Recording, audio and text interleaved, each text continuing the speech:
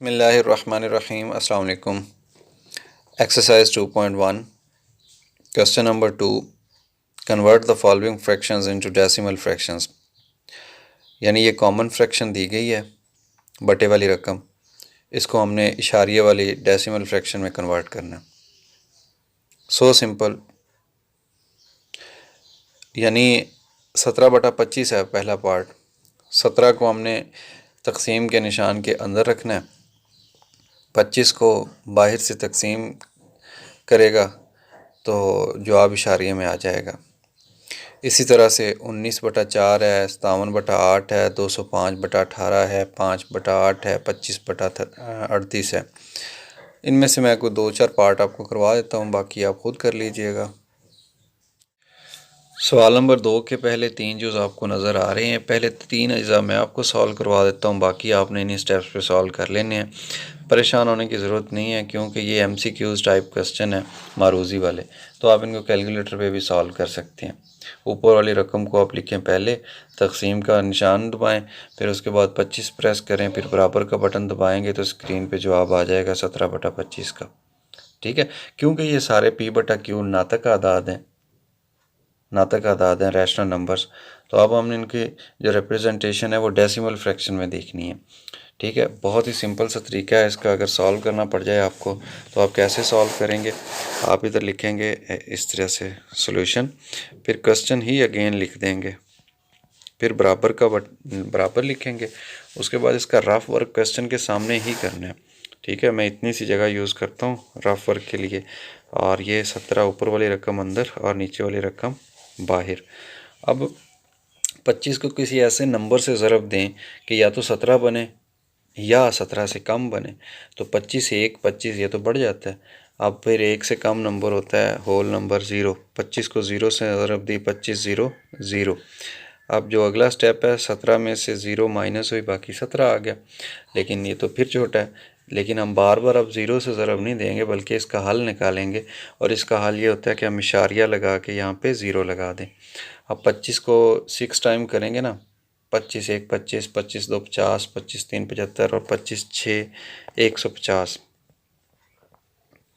ठीक है, अब जो बाकी बचा 170 माइनस 150, बाकी 20 बच गया, और इशारिया लगा हुआ है, एक 0 हम और लगा सकते हैं, और फिर 25 8 200 होता है, रिमेनिंग इज़ 0। सो जो डिवीज़न का प्रोसेस है वो ख़त्म हो गया। हम क्या करेंगे, हम लिख देंगे इसका आंसर विच इज़ 0.68। देखें, ये भी नातक है, क्यों कि 0.68 आ गया। अब जो 68 है ये टर्मिनेट हो गया, ख़त्म हो गया इशारिये के बाद, लिहाजा हमने एक इशारिये के अंदर जो रिप्रेजेंटेशन पढ़ी थी नातक अदाद की, उसमें ये बात पढ़ी थी कि अगर कोई रकम इशारिये के बाद ख़त्म हो जाए या टर्मिनेट हो जाए तो वो नातक होती है। बटे के अंदर भी ये नातक बन रही है P/Q शक्ल के अंदर, और इशारिये के अंदर भी नातक बन रही है, लिहाजा ये नातक की दूसरी शक्ल है। पार्ट नंबर 2 की तरफ आए।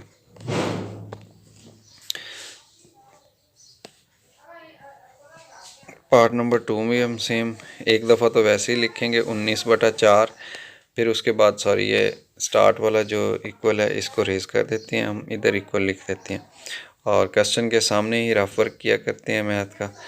19/4, ये 4 इस तरह से लिखा जाएगा, फिर 4 का टेबल 4 2 8 4 3 12 4 4 16, बाकी रह गया 3 3 छोटा है, इशारे लगाएं, 4 6 24, 4 7 28।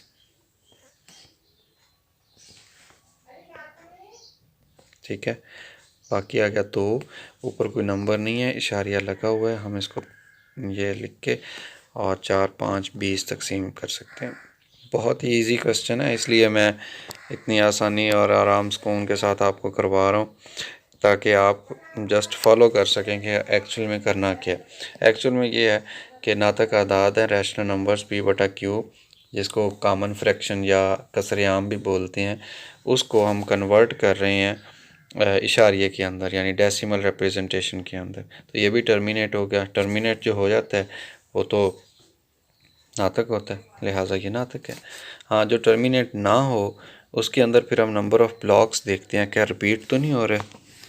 ठीक है, नंबर ऑफ़ ब्लॉक का मतलब ये कि इशारिये के बाद कुछ अदाद बार बार आती हैं, उसको मतवाली कसर भी कहते हैं और रिकरिंग इंग्लिश में बोलते हैं। अब 57 है और तकसीम 8 है। ठीक है, 8 का पहाड़ा हम पढ़ेंगे, यानी टेबल 8 का मल्टीपल बनाएंगे। 8 2 16, 8 7 8 56।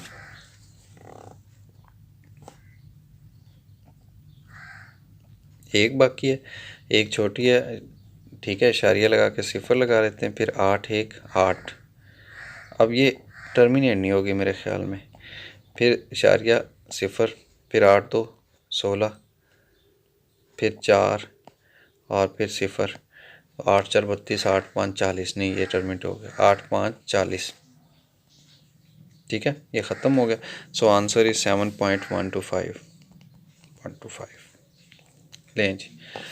ये हमारा क्वेश्चन नंबर 2 था कि जिसके अंदर जो बटे वाली रकमें थी उनको डेसिमल फ्रैक्शन यानी इशारिये में कन्वर्ट करना था, हमने बहुत आसानी के साथ कर लिया। अब जो क्वेश्चन नंबर 3 है वो आई थिंक ज़ुबानी नौइयत का है। हम देखते हैं बुक के अंदर, फिर उसके बाद उसको सॉल्व करते हैं। क्वेश्चन नंबर 3 है कि which of the following statement are true and which are false. Urdu medium में लिखा हुआ है कि मंदरजा झैल में से कौन से बयानात दुरुस्त और कौन से गलत हैं। सबसे पहला जो लिखा है 2/3 एक गैर नातक नंबर है। इंग्लिश में लिखा हुआ है कि 2/3 is an irrational number. Rational और इर्रेशनल के बारे में ये चीज़ हमने पढ़ रखी है कि अगर P/Q शक्ल, जिसको कसर कहते हैं, कसर में लिखा जा सकता हो, ऊपर भी सही नंबर हो बटे के नीचे भी सही नंबर हो, कि जिसको हम बोलते हैं डिनोमिनेटर और डिनोमिनेटर, या शुमार कुनिंदा और मखरज, दोनों में सही अदद हो तो वो एक नातक अदद होता है। तो ये एक नातक अदद है, इर्रेशनल नहीं है, लिहाजा this statement is wrong. Part number 2, pi is an irrational number. Pi के बारे में पूछा है, तो ये जो नातक और गैर नातक का लेक्चर था इससे पहले वाला, उसके अंदर हमने बहुत ज़्यादा डिटेल के साथ इस पे बात की कि पाई एक गैर नातक नंबर होता है, जबकि 22/7 एक नातक नंबर होता है। क्यों, ये हमने वहाँ पे डिस्कशन की थी इस बारे में। सो पाई इज़ एन इर्रेशनल नंबर। जी, ये स्टेटमेंट बिल्कुल ठीक है, इर्रेशनल होता है। पार्ट नंबर 3 है कि 1/9 is terminating fraction. Terminating fraction, या उर्दू में लिखा हुआ है कि 1/9 मुख्ततम कसरे इशारिया। एक बात याद रखिएगा, मुख्ततम और गैर मुख्ततम को बजाय ये कि आप एक को अंदर रख के 9 पे तकसीम करें और फिर चेक करें, आप एक कानून है उसको फॉलो कर लें। कानून ये कहता है कि बटे के नीचे वाली जो रकम है, जिसको हम मखरज बोलते हैं 9, आप इसको पकड़ें, ठीक है, इसकी तजज़ीह कर दें।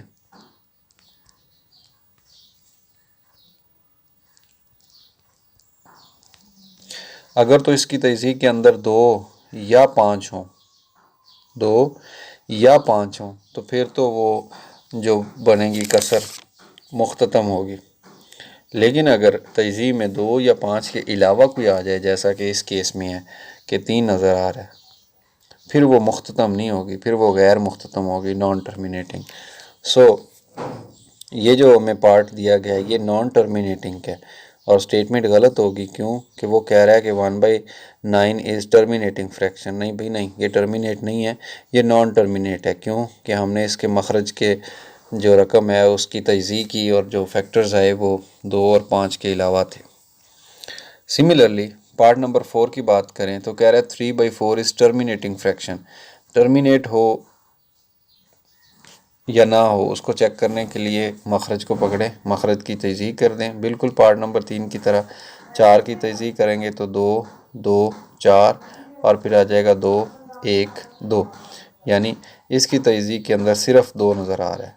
अगर 2 नज़र आ रहा हो तो फिर वो मुख्ततम होता है, टर्मिनेट होता है। लिहाजा part number 4 is right, because ये 3/4 एक टर्मिनेटिंग फ्रैक्शन है।